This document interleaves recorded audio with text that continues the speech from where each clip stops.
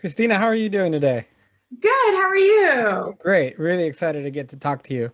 I just wanted to let you know I am from California, born and raised, Bay Area, Central Valley. So the whole premise of being in the Sonoma County and seeing that is it's so close to me, especially being also uh, my parents were immigrants. And so I don't think I've ever seen a story like this told on network television. Tell me a little bit about Promised Land and what can we expect? Oh my gosh. So thank you for saying that because I think that that's the comment that means the most to all of us. Our showrunner, our creator, Matt Lopez, like he wanted to tell this story because he wanted to tap into not only the immigrants' plight and what we think of the immigrants' plight, but also kind of what happened subsequently to a lot of these families, especially in that region. And those are that is part of that is a protagonist in the show, the region, the winemaking, and that life, which I knew very little about. And, this show has really opened up. But the second generations, the third Mhm. generations, I think that those are things that we aren't used to seeing. And in this case, Promised Land, which is, this epic saga where we get to see all of these Latin characters that are in very non-stereotypical roles. They're not in the cartels. They're not the drug dealer, the drug dealer's girlfriend. And, that I think for all of us, the cast and crew and behind the scenes, the writers, which is also a very big Latin team, I think that's the thing that meant the most to us. I think what I really appreciated was like you mentioned, the multi-generational cast, which allowed us to see what that first generation was doing now with like your father in the show, Joe Sandoval, and Yeah. then seeing maybe the last in line who's still in school and maybe doesn't appreciate it the same way. And and what happens to that person maybe who lets all that success go to his head? Is it a matter of just being a little, because it brought up the question even in me watching it last night. Um, is it a matter of him being selfish or him being protective of what he has? Mm-hmm. And there's no black and white line, there's this gray area, and I love it.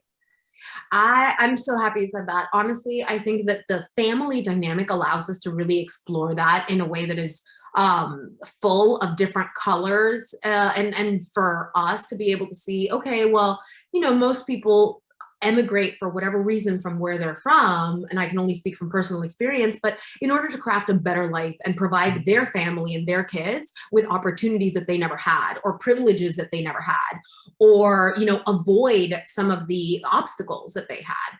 And what does that do to some people? It will corrupt, and to some people it will be spoiling them, and it will be, but those are interesting things to navigate and learn from and grow from and see where those evolve.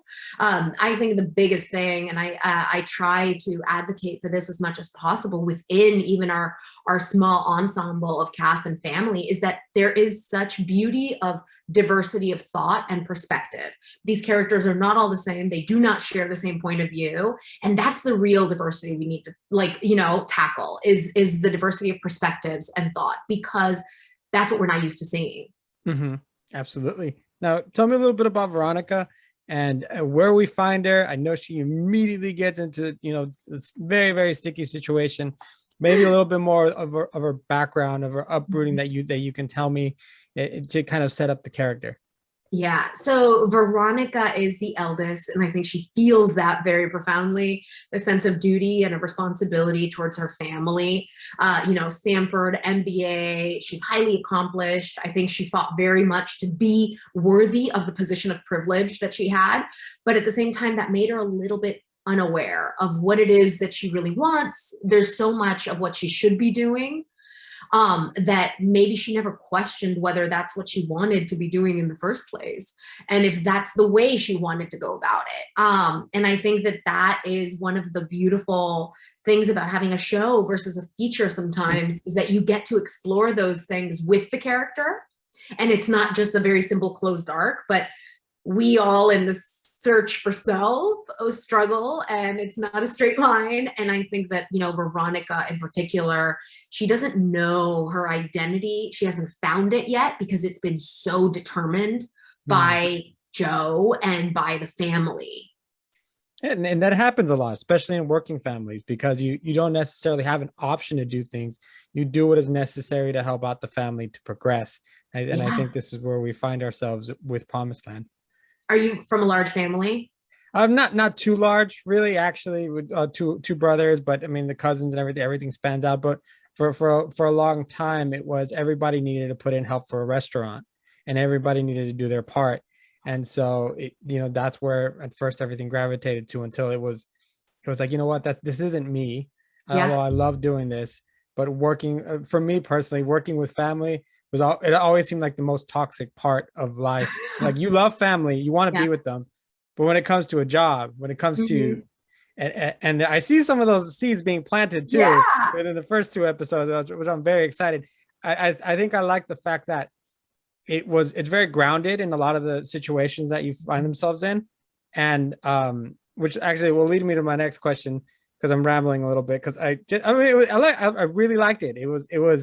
Oh, I love It was hearing nice to see. It was nice for a show like that to be relatable. Um, you see parents who had split up. You see kids from different partnerships, and not really having to get along. So for you and the rest of the great cast, how did you guys gel? How did you guys maybe find that chemistry? Or I mean, or is it just It was kind of immediate. It me? was Okay. immediate, and we really lucked out. Because it was one of those things. Night one, actually, somebody was talking about this yesterday. One of our cast members lucked out, and in the hotel when we were shooting the pilot, ended up getting like this massive 3-bedroom suite kind of a thing, and we ended up calling it the clubhouse, and hanging out together all day every day.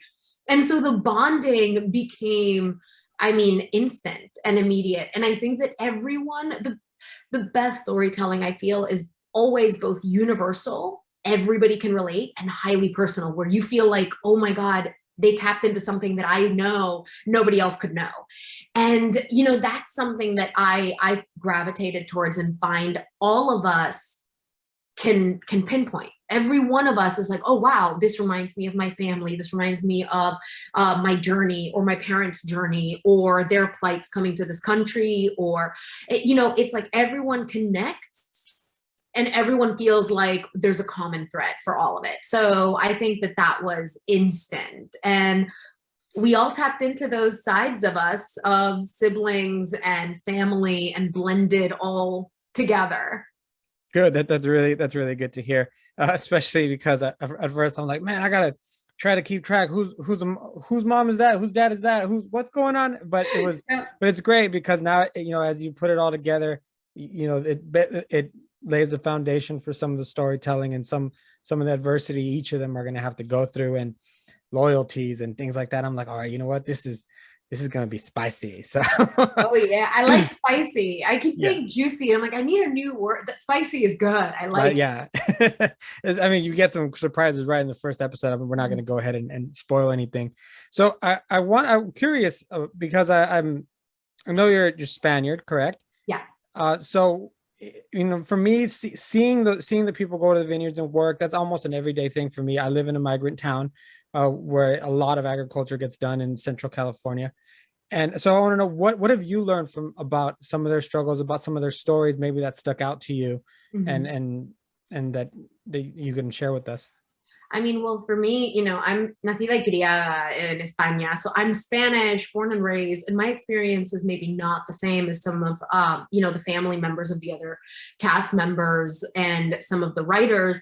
But also, again, they did a really wonderful job of not teaching us without preaching to us Mhm. on a little bit of what these families really go through, and also showing us that diversity of those perspectives. And again, both politically and socially and economically, every single one of the characters has a very different point of view.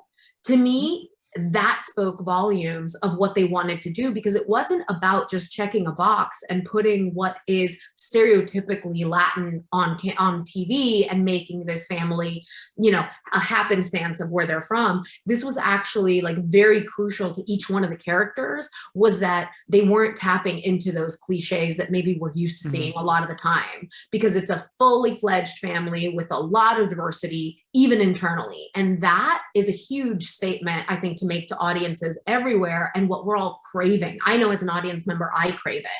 I'm like, I don't want to see the same thing over and over again. Show me differences, because there are so many within even just our group, even our collective, even a family of 7, you know? Yeah. So that was huge and enlightening and very educational, at least for me. It showed a lot of different ones.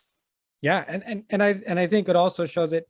Yeah, you see all the struggles and everything. You see the beauty in it. You see the beauty in the agricultural part of it.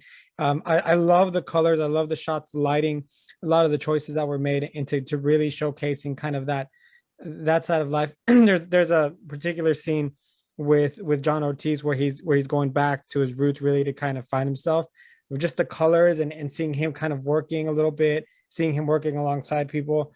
I think it's something that we need more of. You spoke a little earlier. It's not it's not narcos. It's not the your typical things that you're used to seeing now. It's more of these are the real life stories of a lot of people in California. Yeah, I was very surprised, because of course for me it was all about the research and the science behind it and all of that world and the business of it, because for Veronica it was very much about how to run the business and what she's confronting every day. And I was very surprised, not only that a lot of the vineyards and a lot of the wineries and the wine labels, in that region were run by Latin families, but also by women. And that was something that was kind of surprising to me. I did not know. And that was very intriguing and interesting to kind of dive deep into, because the show, for as juicy and spicy and exciting and drama filled as it is, it's also very grounded in a reality. And so that was very, very big for all of us in the cast, and also showing high level competence in a family that's, in a Latin family. It doesn't matter what they were doing. In this case, obviously the wine and the wineries are protagonists in the show, but it didn't really matter what it was, whether it's business, economics, whether it was real estate. Showing high level competence in these characters that isn't related to a cartel or that is huge. And I loved seeing that, because every single one of those characters, you find what makes them rich in that way. Yeah, absolutely. Your character, like you mentioned, has a degree from Stanford. Your half brother has one from Fresno State viticulture, and then one of your I think it's half sister, she's very, very bright in when it comes to marketing and things like that. And yeah, these are all traits that are not your kind of super stereotypical ones, but it's things that everybody can attain, and regardless of color should be able to attain. So let me ask you, how much are you a wine person? Like, is that, do you like wine a lot, or I am ashamed to say that I am not. I actually had never tasted wine, never drank. And when I booked the show, I know, despite being from Spain, and Rioja should be running through my veins, but it is not. And when I booked the show, I remember a text message with the showrunner, and it was like, wine on set, ha ha ha.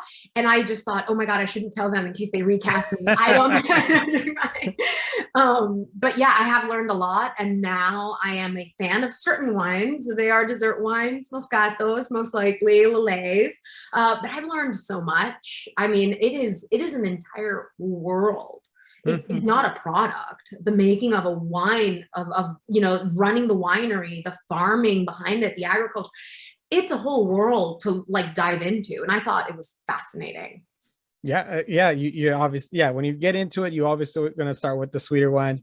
I'm a reds guy myself. Yeah. I love me a cab.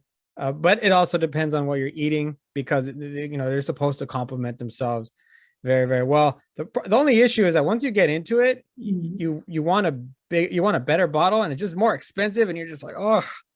But like I said, it doesn't really matter the cost of the wine. If you're in the mood for wine, sometimes box wine will do just fine. Oh, and how intricate it is. I remember watching a documentary. I wish I knew the name of, I can't remember what it was. It was one of 25 that I watched about the process of becoming a sommelier. And I remember them, it wasn't sour grapes, it was something, but they were sniffing wine. And of course they were getting the aromas and getting the scents. And I remember them inhaling and then saying like, it's like a freshly opened can of tennis balls. And I remember going, what? Oh, it was Psalm. And it was just one of those things where I was like, oh my gosh, what? It's your grandmother's closet. And I was like, oh, man.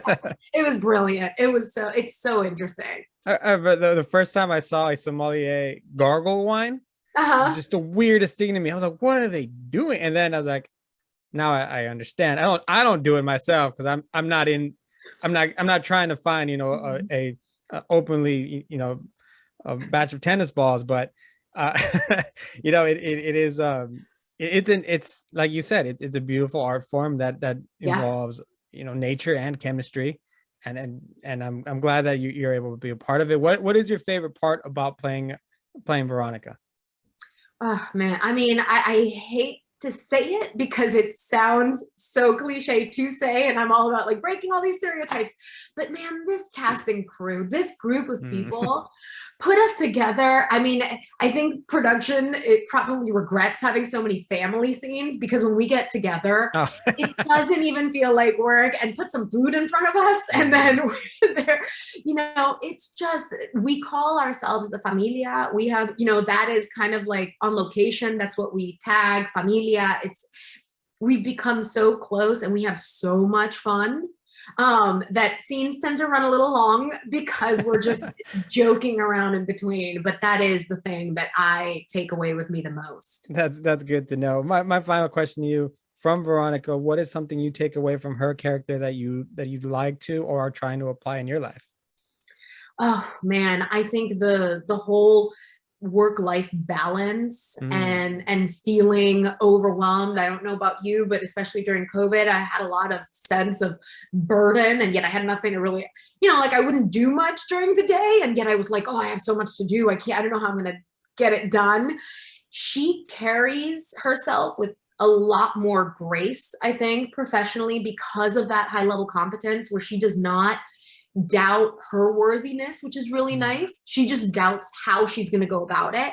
And I think that that's definitely helped me, you know, when approaching the material, when working on some of these things and kind of understanding now it's time to work hard. Now it's time to play hard at home and enjoy my puppy and relax. And I feel like she probably does that much better than me. Christina, thank you so much for your time. I really, Emmanuel, thank you. It's been such a joy to talk to you about Promised Land. I'm very excited to see the rest of the season. Unfortunately, they only gave us 2 episodes this time. Well, me at least. And man. So I'm ready for more, and hope to get to talk to you again later. Ay, muchísimas gracias. Thank you so much, Emmanuel. Appreciate it. Take care.